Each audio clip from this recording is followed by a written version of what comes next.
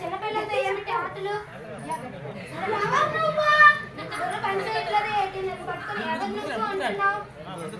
సరే అన్నం తిన్నావా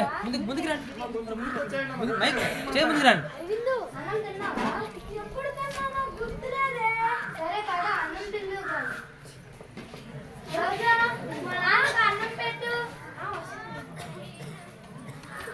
అదేంటి ఇప్పుడే కదా అన్నం పెట్టాను మళ్ళీ అన్నం పెట్టింది ఏంటి ఇప్పుడే అన్నం తిన్నావు కదా ఆయన దేనికి అడుగుతాను నన్ను అడుగు దేనికో పిలుస్తారు పిలవలేదు అంటాడు ఏదో అడుగుతాడు అడగలేదు అంటాడు తెలియదు అంటాడు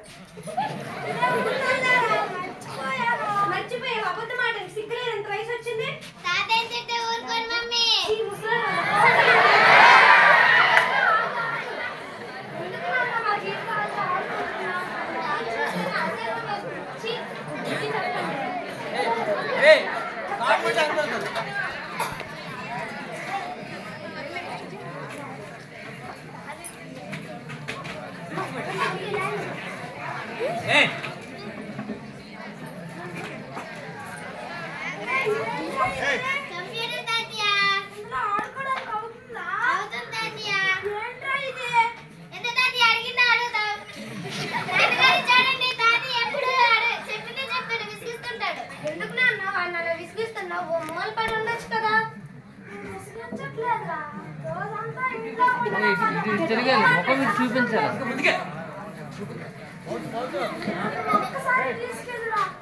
బయటగా నాకేం పని పాట లేదనుకుంటున్నావా మాట్లాడకుండా ఎక్కడే ఉండు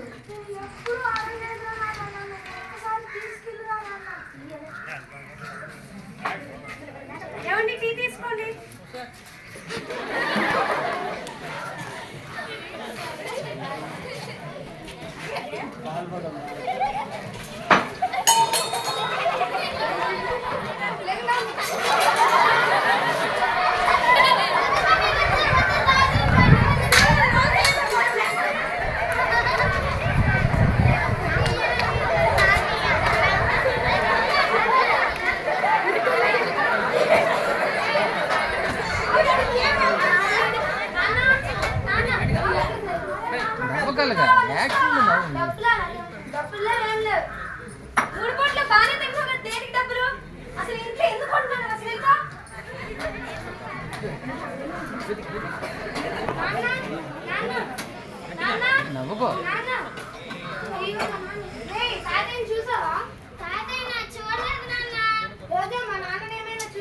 ఆయన ఎక్కడ చచ్చాడు నాకేం తెలుసు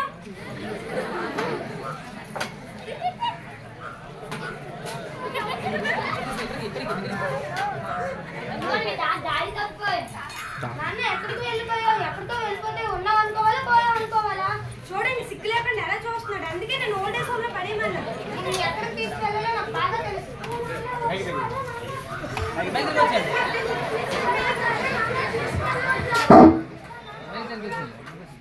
తన ముసలి తండ్రి విసిగిస్తూ ఉంటే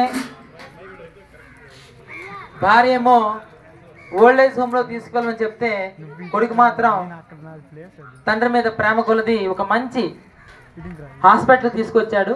ఆ హాస్పిటల్లో డాక్టర్కి చూపించడం జరుగుతుంది.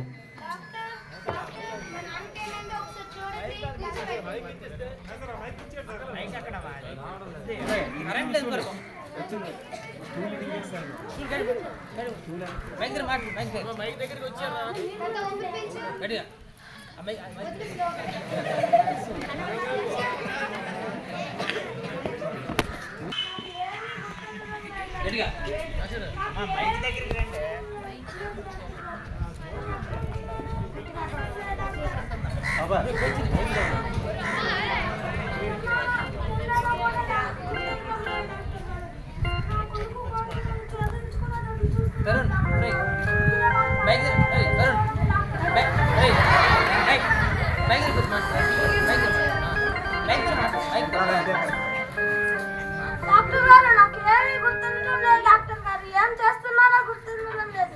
ఎక్కడికి వెళ్తున్నానో కూడా గుర్తుండడం లేదు. తిన్నా తినలేదన్నట్లు గుర్తుండడం లేదు. నా కొడుకు కొడుకు నన్ను చేయించుకున్నట్లు చూస్తున్నారు. మీరే వాళ్ళకి అర్థమయ్యేటట్టు చెప్పండి. మా నాన్నగారికి ఏమైంది డాక్టర్? నాన్నగారికి వచ్చిన వ్యాధి పేరు అల్జీమస్, అంటే మతిమరుపు. ఇది మీకు నాకు ఇక్కడ ఉన్న వీళ్ళందరికీ వస్తుంది. ఈ వ్యాధి ఉన్నట్టు మీ నాన్నగారికి కూడా తెలీదు. ఇప్పుడు మీరు ఆయనపై చూపించాల్సింది కోపం కాదు, ప్రేమ. మీరు ఆయన దృష్టిలో కోడ కాదమ్మా, కూతుర్లా ఉండాలి.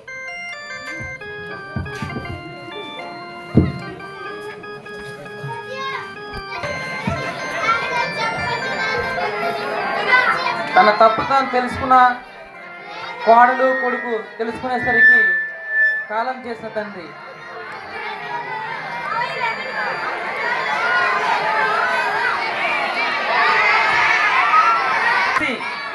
అమ్మాయి ఈ భూమి మీదకు తీసుకువచ్చిన తర్వాత నుండి మన కాళ్ళ మీద మనం నిలబడే వరకు తన శక్తినంతా దారిపోసి మనకు అండగా నిలిచేది నాన్న.